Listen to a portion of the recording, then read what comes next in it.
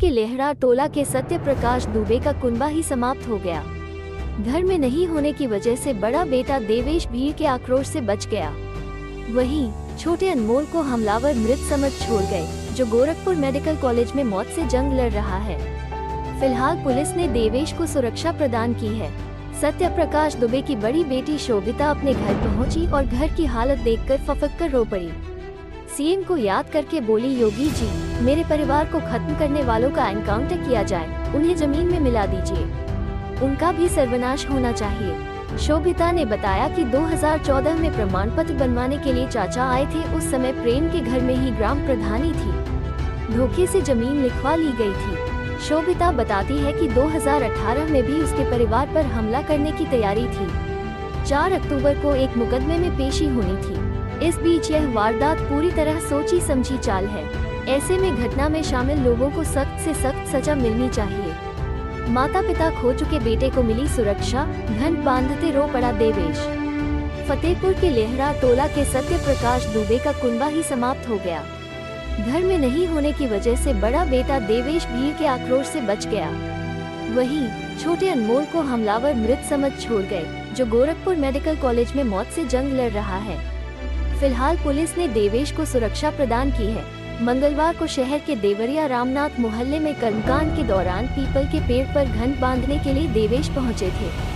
वो काफी समय तक गुमसुम बैठे रहे। परिवार पर बीते कहर के बारे में सोचकर वो रह कर कांप जाते थे, फिर आंसू पोंछकर खुद को धांधस बंधाते। कर्मकांड के दौरान सिर मुड़वाने के बाद घंट बांधने की बारी आई तो देवेश फफक पड़ा। देवेश ने कहा कि प्रेम के परिवार ने बड़ा अत्याचार किया है। देवेश ने कहा कि प्रेम की दबंगई के आगे कोई जुबान नहीं खोलता था। इस घटना में कुछ ऐसे लोग भी शामिल हैं जो मेरे परिवार से जलते थे। उन्होंने हत्यारों को फांसी की सजा की मांग की। कहा, सरकारी जमीन पर बने आरोपी के मकान को ढहाने की मांग की। सत्य प्रकाश का भाई ज्ञान प्रकाश 2 माह से है लापता। हत्याकांड की अहम कड़ी सत्य प्रकाश के भाई ज्ञान प्रकाश से भी जुड़ रही है। फिलहाल ज्ञान का कुछ पता नहीं चल रहा है।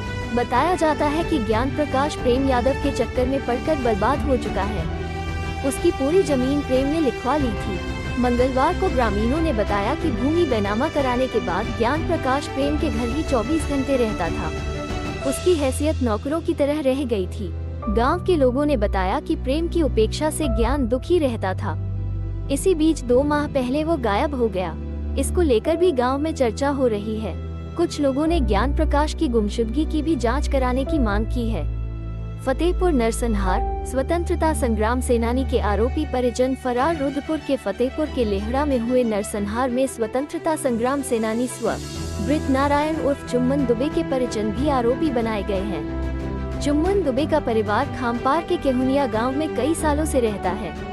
केस दर्ज होने की जानकारी मिलते ही स्वतंत्रता संग्राम सेनानी के परिजन घर छोड़कर भाग गए हैं।